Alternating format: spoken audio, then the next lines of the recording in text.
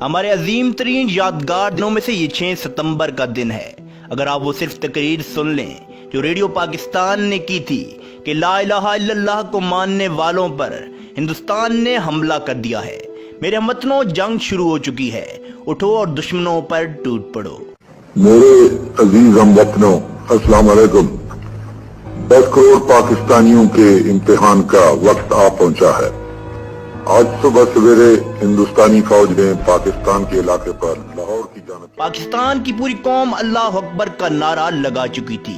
ہندوستان کی فوج نے 6 ستمبر کی صبح فجر سے ذرا سا پہلے لاہور پر حملہ کیا اور ان کے جرنیل نے یہ بڑک ماری تھی کہ ہم 11 بجے تک لاہور کے جم خانہ میں بیٹھ کر شراب پیئیں گے اور بدماشی کی محفل سجائیں گے۔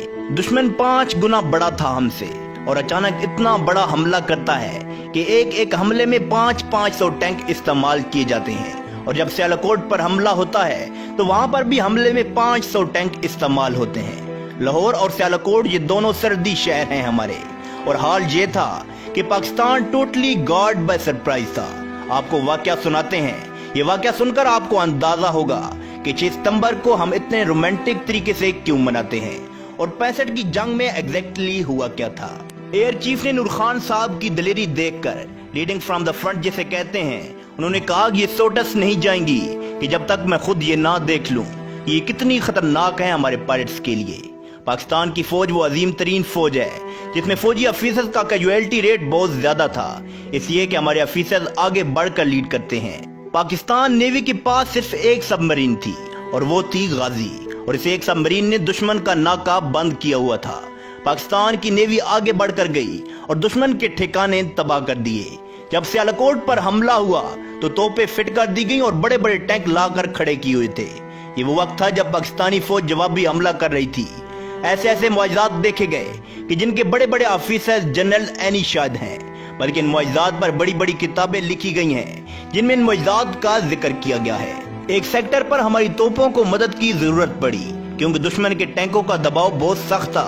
دشمن کے ٹینک ہماری توپوں کی آخری حد سے بھی 4 کلومیٹر دور تھے، مطلب یہ کہ گولہ وہاں پر پہنچ ہی نہیں پا رہا تھا جہاں پر دشمن کا ٹینک تھا، اور جب مدد مانگی گئی تو حساب لگایا گیا کہ ہماری توپوں کے گولے تو دشمن تک پہنچ ہی نہیں رہے، اور صورتحال یہ تھی کہ اگر اس وقت مدد نہ دی جاتی ہماری فرنٹ لائن کو تو پورے سیالکوٹ سیکٹر پر دشمن قبضہ کر لیتا۔ اللہ کے توکل پر یقین کریں کہ افسروں کی آنکھوں میں آنسو آ گئے اور انہوں نے اللہ پر توکل کرتے ہوئے توپوں کا منہ دشمن کی طرف کر دیا، اور جب ہماری فوج نے فائر کیا تو عجیب سا معجزات سامنے آ گیا۔ گولا اپنی ڈیسٹینیشن پر پہنچتے ہوئے 2 سے 3 منٹ لیتا ہے، اور ٹھیک 3 منٹ بعد وائرلیس پر یہ پیغام آیا کہ گولے ٹھیک دشمن کے ٹینکوں کے درمیان پڑ رہے ہیں۔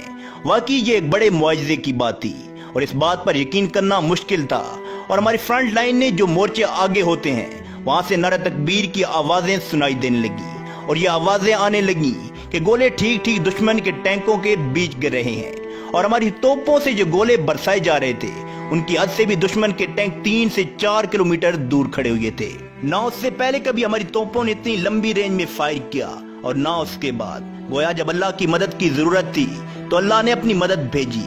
یہ واقعات ہزاروں کتابوں میں لکھے گئے ہیں اور ایسے کئی واقعات ہوئے ہیں۔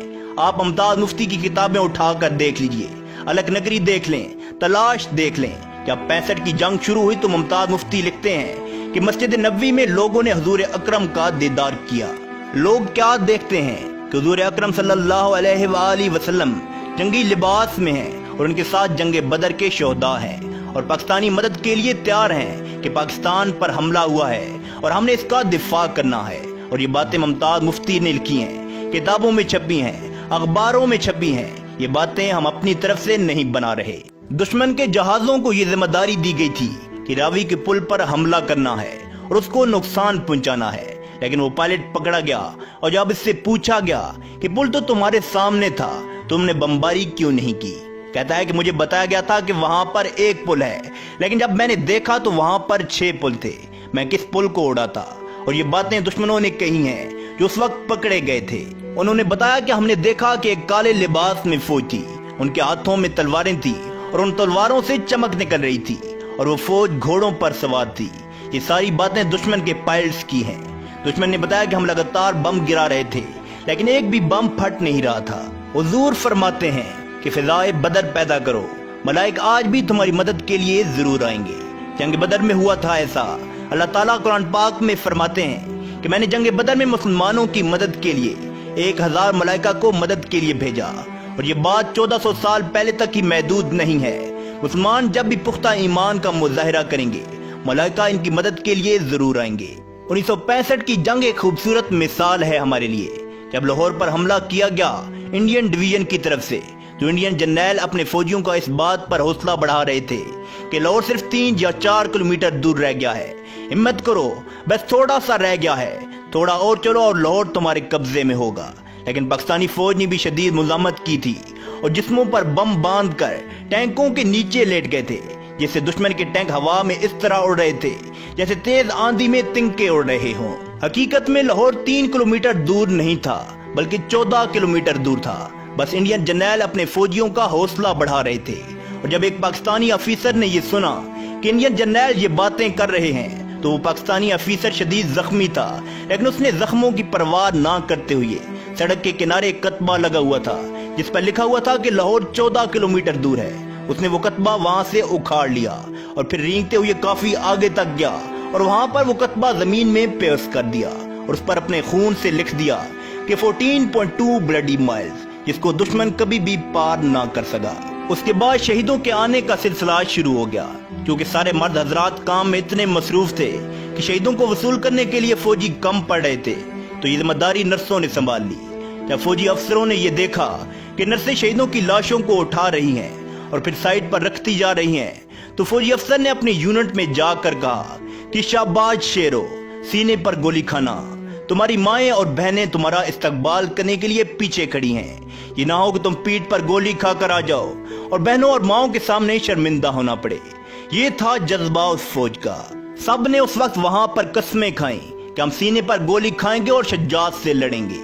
ایک وقت ایسا بھی آیا کہ جب دشمن کے ٹینک ہمارے توپ خانے کے بالکل قریب آ چکے تھے اور اب براہ راست ٹینکوں کی جنگ ہونے والی تھی۔ کہا جاتا ہے کہ دوسری جنگ عظیم کے بعد یہ پاکستان کی سب سے بڑی ٹینکوں والی جنگ تھی جو سیلک کوٹ میں لڑی گئی۔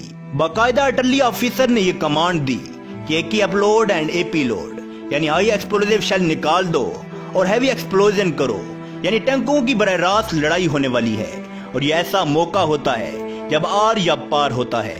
اور ٹھیک موقع پر دھندیں آ گئی اور دھند کی وجہ سے دشمن کا ٹینک وہاں پر رک گیا۔ پھر اللہ نے دشمن کی فوج پر خوف طاری کر دیا، اور پھر پاکستانی فوج کے جوانوں نے اور عوام نے بھی اپنے جسموں پر بم باندھ کر ٹینکوں کو اس طرح اڑا دیا جیسے ہوا میں تنکے اڑتے ہیں۔ ایسی کیا چیز تھی جس نے مسلمانوں کو یہ کرنے پر مجبور کیا؟ یقیناً وہ کلمہ تھا، وہی کلمہ جو ہمارے دلوں کی دھڑکنوں میں ہے۔ یہی وہ جنگ تھی جس کو مسلمانوں نے اپنے ایمان، اپنے اتحاد اور اپنے جذبے کی بنا پر جیتا اور ملک پاکستان کو ہمارے حوالے کیا۔ کبھی اس کو چھوڑ کر نہ جانا کہ اس میں ہمارے بزرگوں کا خون شامل ہے۔ تو اس کے ساتھ ہی دوستو ہماری یہ ویڈیو اختتام پذیر ہوتی ہے۔ اس ویڈیو کے متعلق اپنی قیمتی رائے کا اظہار کمنٹ باکس میں ضرور کیجیے گا۔ تو انشاءاللہ اب دوستوں کے ساتھ اگلی ویڈیو میں ملاقات ہوگی، تب تک کے لیے خدا حافظ۔